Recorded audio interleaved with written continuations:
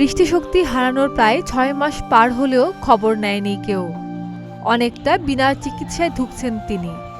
পরিবারের একমাত্র উপার্জনক্ষম ব্যক্তির দৃষ্টিশক্তি হারানোর কারণে পরিবারে নেমে এসেছে চরম অনিশ্চয়তা। অনিশ্চিত ভবিষ্যৎ নিয়েও চিন্তার ভাঁজ পড়েছে কপালে। গত ১৮ জুলাই নরসিংদীর মাধবদী এলাকায় বৈষম্য বিরোধী ছাত্র আন্দোলনে অংশ নেয় দ্বাদশ শ্রেণীর মাদ্রাসা শিক্ষার্থী ব্রাহ্মণবাড়িয়া জেলার বাঞ্ছারামপুর উপজেলার তেজখালী ইউনিয়নের বাহেরচর গ্রামের আজিজুল হক। আজিজুল হক লেখাপড়ার পাশাপাশি মাধবদীতে একটি টেক্সটাইল মিলে চাকরি করে তার সংসার খরচ, বাবার চিকিৎসা ও ছোট বোনের লেখাপড়ার খরচ চালাতো। জালেমের প্রেতাত্মাদের গুলিতে এখন আমি নিজেই দু চোখ হারালাম। সরকারও আমাদেরকে আশ্বাস দিয়েছিল যে আমাদেরকে ভালো চিকিৎসা দেওয়া হবে, আর্থিক সহায়তা করা হবে চিকিৎসা খাতে। তো এখন আমাদেরকে আর্থিক সহায়তা না করা হয়েছে, আর্থিক সহায়তা আর না করা হয়েছে ভালো চিকিৎসার ব্যবস্থা। বলা হয়েছিল যে আমাদেরকে বিদেশে নিয়েও চিকিৎসা করানো হবে, কিন্তু আজ পর্যন্ত এখন আমাদেরকে একজন সমন্বয়ক বা কেউ দেখতেও আসলো না। বাবা মায়ের সন্তান হিসেবে আমি একজন উপার্জন লোক ছিলাম, ছেলে সন্তান ছিলাম, যে কিনা পড়াশোনার পাশাপাশি চাকরি করে বাড়িতে মাস শেষে ১০-১২ হাজার টাকা করে দিতে পারতাম। আর এখন তো সেটাও বন্ধ হয়ে গেছে।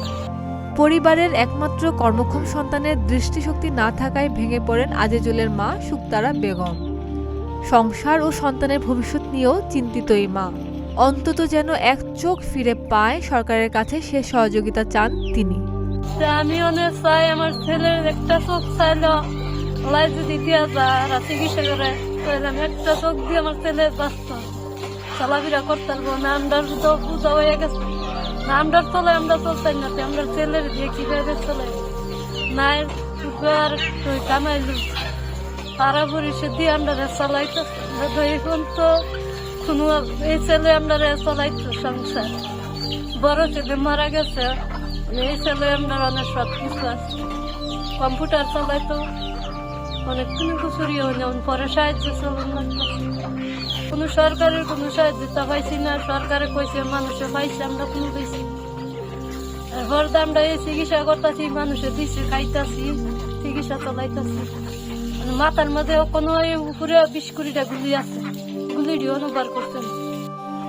এদিকে সরকারের কোনো সহযোগিতা না পেয়ে ক্ষোভ প্রকাশ করেন আজিজুলের বাবা কামাল মিয়া।